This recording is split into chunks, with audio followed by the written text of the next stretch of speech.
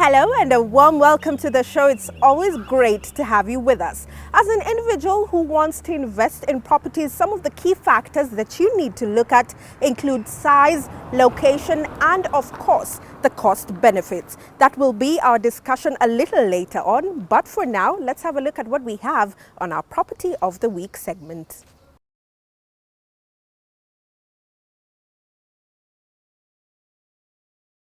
Located in an affluent neighborhood that is known for its pristine environment and just 4.5 kilometers from the CBD, Jean's apartment has close proximity to numerous social economic amenities including schools, shopping malls, hospitals and hotels.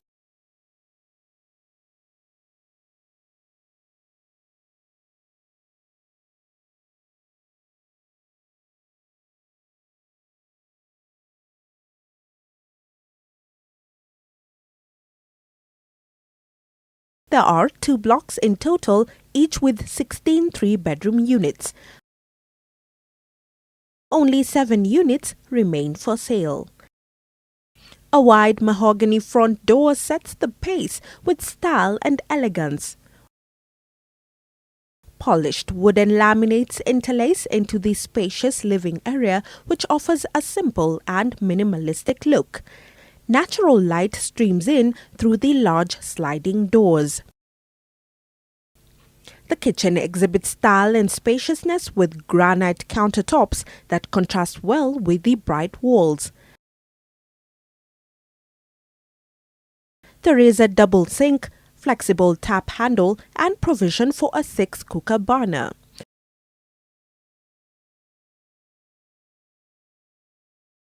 Soft opening MDF cabinets and pull-out drawers complete the picture with magnificent display and functionality.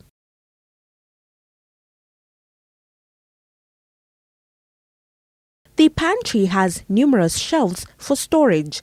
Adjacent to this is the utility area.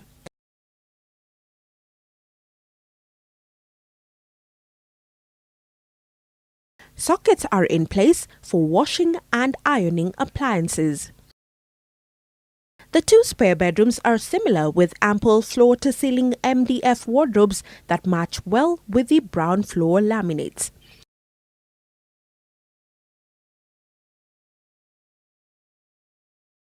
The reflective and smooth design of this gloss-finished ceramic tiles makes the bathroom appear bigger than it actually is.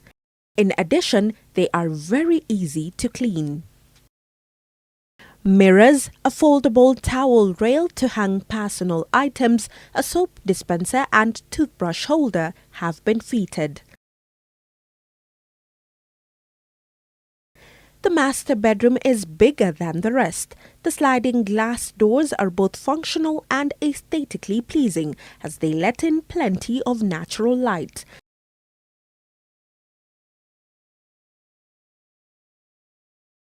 A definite bonus is that this room has a walk-in closet which provides ample storage area and can be used as a dressing room. In the master bathroom, you have an option of a shower or a jacuzzi.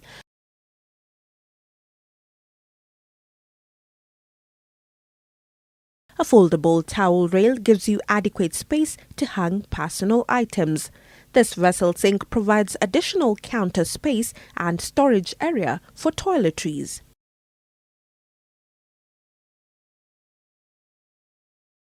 Water is supplied by Nairobi Water and Storage Company, and there is plenty in storage with a 60,000-litre water reserve tank, and in addition, each unit has its own tank. Electricity is prepaid, and in case of a power blackout, a standby generator is provided for common areas. There is provision for solar panels if you wish to have one.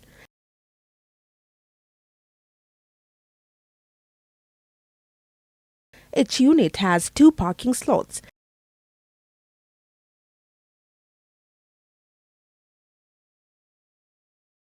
Security is enhanced by CCTV cameras that are strategically located all over the estate and the electric perimeter fence. The 3-bedroom units have a price tag of 20 million shillings, and if you buy to rent, you will collect 120,000 Kenya shillings per month. A 10% deposit is required with the balance payable in 90 days for both cash and mortgage buyers.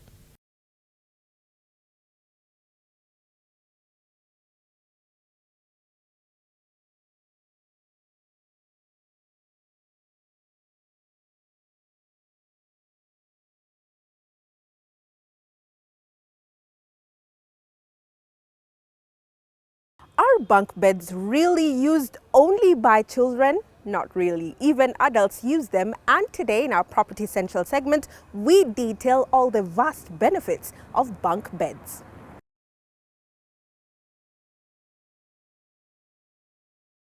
It's always good to be prepared to host an extra person or two.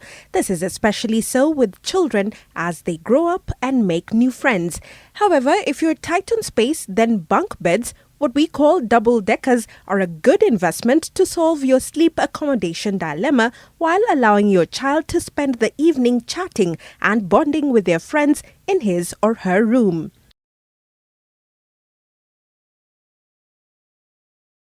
They are perfect for small rooms where saving space is essential for superior comfort. Many models come with drawers or an open area underneath where you can store toys, books, and even seasonal clothing. The bottom bed can also be used as a workstation, while the top bed can be slept in. This is ideal if you don't have a very big house, as your bed isn't taking up extra space. Bunk beds are all about combining a fun, playful vibe with space-saving solutions that help maximize available room. With space becoming such an essential commodity in modern homes, it pays to think vertically. Even adult bedrooms and guest rooms can benefit immensely from smart bunk bed designs. Combining brilliant user-friendly factors with pleasing aesthetics, they come in a wide range of styles and themes. The furniture that saves space is a smart solution for apartments with small dimensions, especially in the small children's rooms, which should still have enough space for play. Get ideas from the classical view and create a unique children's corner. Bunk beds have made a big step forward when it comes to design.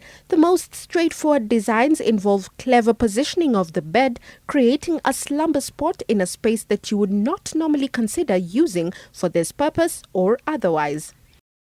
One example of simple space repurposing would be to utilize the unused area under a staircase. The design also incorporates underbed and overbed storage that runs straight into the side of the stairs as well. The understair area also works great for hideaway daybeds or reading nooks. Bunks under a sloping roof are a great solution where precious floor space is eaten by a central stairwell. This also incorporates a set of space, saving storage shelves in each bunk cubby. A shallow wall panel acts as the holding dock in which the beds can be folded away with ease when not in use. Generally, when you move the bedding space up, you're able to find room for a lot more things. Storage shelves, a clothing rail, and even a wash basin find a home under high shelf beds. However, we must warn you about the security of the same, at least when it comes to arranging the child's room. In fact, research has shown that bunk beds require additional precautions because breaches of their use can lead to injuries of the children. The following guidelines will ensure your child sleeps soundly and safely in a bunk bed. Place bunk beds in the corner of the room so that there are walls on two sides. Install guardrails on both sides of the top bunk and make sure the guardrails rise at least 5 inches above the mattress. If there is more than 3.5 inches between the bottom of the mattress and guardrail, add another guardrail board to fill the gap. Add extra slots to support the mattress on the top bunk to prevent it from falling. Emphasize to children that they should always use the ladder and not other furniture to climb into or out of the bunk bed. Secure the ladder so that it will not slip. Install a night light near the ladder so your child can see if getting out of bed during the night. Establish a rule that beds are not to be roughhoused on. Remove dangerous objects from around the bed. Never hang belts, scarves or ropes from the bunk beds, as these items could strangle a child. If you're not willing to go the double-decker way, another good alternative that you can consider is trundle beds. They are a versatile space-saving concept that allow for an extra bed to be available when necessary. The drawer-like bed is installed beneath a single bed or bunk bed and will usually have rollers or casters to keep it at a comfortable level so that it does not tilt and slump to the floor. When not used for sleeping, the lower bed can be used for general storage when the mattress is removed.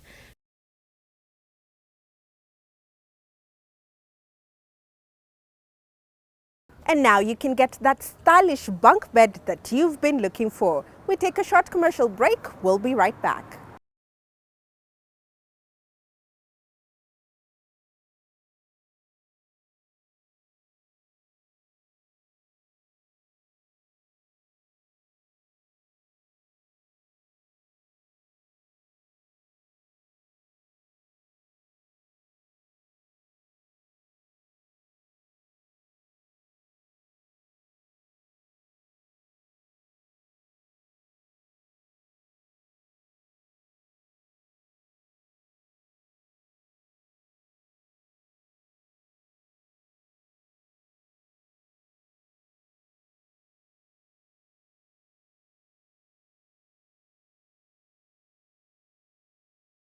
Welcome back to the show. Today we are looking at individual property investment vis-a-vis doing it with a limited company or partnership. Now there are many market trends and we'll get to look at that as we go along. With us is Chief Investment Officer at CBA, Anthony Mithiga. Thank you so much, Anthony, for joining us. We really appreciate. Tell us about individual property investment vis-a-vis doing it with a limited company or partnership. Investing as an individual in property has always been on an individual's name, and that has been the traditional and historical way of getting into property. But increasingly, individuals are realizing it's also equally easier and possible to invest through either a limited company, a partnership, or any type of organization which can serve as a legal entity and hence on property. Are there any considerations that one must look at, especially if you want to do it as an individual? If you wish to own property in another way other than the title being on your name, you have a choice of a limited company where the company actually owns the property on your behalf, and you as an individual own shares in that company. So when you want to dispose the property, you sell the shares in the company.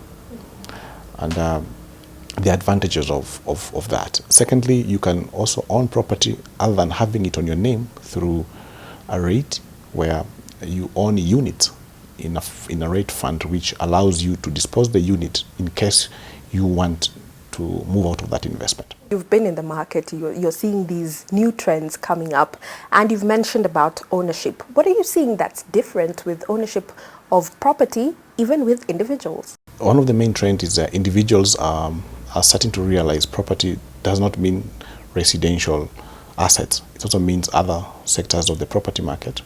We are seeing individuals getting more interested in owning properties which are for use as offices, what we call office blocks, in high-rise buildings. So there is an increased appetite for sectional ownership of office space, either for personal use or for let out to companies or small SMEs to use as their office space. And another trend which we also noticed is there is increased ownership of land in smaller sizes or parcels or plots, comparative to many years ago, where land was owned through either customary or passing over through the generation. And then thirdly, we have also seen increased movement towards owning for a shorter period of time than historically, where when one bought property, they could keep it for all their life and actually pass it to their descendants. Now we see people owning property for as low as 1 year to as high as 5 to 7 or to 10 years. So the length of ownership is starting to become shorter and shorter, and mainly because people realize that when the value has slightly appreciated, doubled or tripled, they need to cash in their investment. Tell us, are there any considerations that one must follow if you want to invest in property as an individual? I mean, yes. One of the most important one, when you're investing in property, you should decide whether, you should make a first choice whether this is property for living there or this is an investment property. If the property is meant for your original dwelling, then the considerations of you being there for a longer time come in. So issues to do with the location, its price, its income potential become paramount. But if you are buying it for investment, you are less sensitive to it being your home for a longer period. But what you are more concerned is for how long can I hold it as an investment, either for income, through rental income, or secondly, through value appreciation. But the other normal consideration in buying property as an individual is, and most important, is cleanness of title or the ownership documents, whether it's a title deed or is a lease. You need to get professional help to make sure that document actually means what it means. Tell us about critical factors. Are there any with regards to individual property investment that you can mention? The cost of credit or mode of payment for the property is a very strong decision in investing in property, because that cost affects your return. Secondly, when you're buying property as an investment, you need to make sure that you understand its maintenance expenses. It's increasingly people are living in the higher floors, so maintenance of properties is going up, and this can be picked up in the cost of service charge, which caters for maintenance of the property and the usual expenses to do with security, with gardening, with if there is a water feature like a pool or lifts. Those are increasingly higher expenses in running a property. To a larger extent, all those costs should not, if possible, be more than 25% of the income you're generating from that property through rental income. Are you seeing any difference, especially with regard to location, with individual property investments? What are you seeing that is either common or changing? Location is becoming important because people want proximity to the conveniences of life. I mean, shopping centers, hospitals, schools, better security, and by extension, people can sacrifice size of a unit or a house to a location which affords them all those conveniences, and ignore living in a huge home 15 to 40 kilometers out of a main city or town like Nairobi or Mombasa. All right, so, and as you come nearer to the city, it's more expensive. Is there a suitable way of raising finance as an individual so as you invest? There are many ways to raise capital to own a property, and the traditional one is, for an individual, is to mortgage your income. If you are an employed individual, you need to convert your income to capital to help you buy a house, and you either take a personal loan, and where you don't have to explain what the money is for what, or you actually take a loan mortgage facility from a bank, and the property becomes the security and your income services the loan. But more importantly, thirdly, we are seeing increasing raising of capital for property ownership through what we call equity capital, where it comes in two ways. First, it comes through the land, which might be yours, and you are able to invite a friend or two to finance the project, whether in whole or in part, and those partnerships are being commonly known as joint ventures. Those are becoming more common ways of raising property investment capital, and more importantly, for more wealthier and more capable property investors and owners who want to develop bigger property assets other than their home. We are seeing now individuals owning huge, tall office blocks, including smaller residential estates, and they are raising the capital through, first of all, putting their land as the initial capital and adding a little of their savings, and thirdly, inviting other partners as equity partners to the property development project as a way of financing. Does it really matter the amount of money an individual has with regards to what they want to invest in? Ways have come whereby to minimize the weight of amount of money required to own property.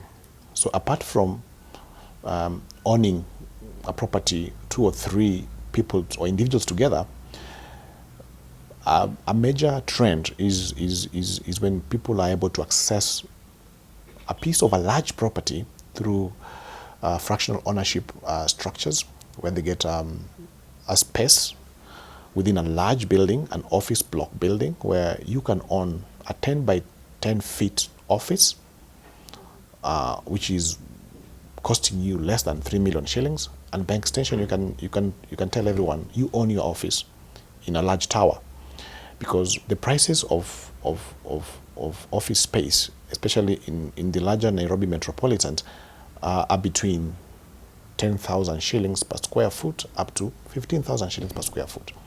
So that is prime property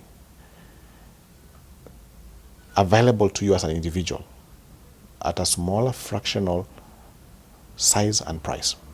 And that is very encouraged for young entrepreneurs to pursue that route to owning their office space other than being tenants for a long time. Yeah. Your final words to those who are watching and they want to invest in property as individuals and they may not be too sure how to go about it. Property investment or ownership being one of the most important and single most capital intensive venture an individual might likely do in their lifetime, they need to be careful and more cautious.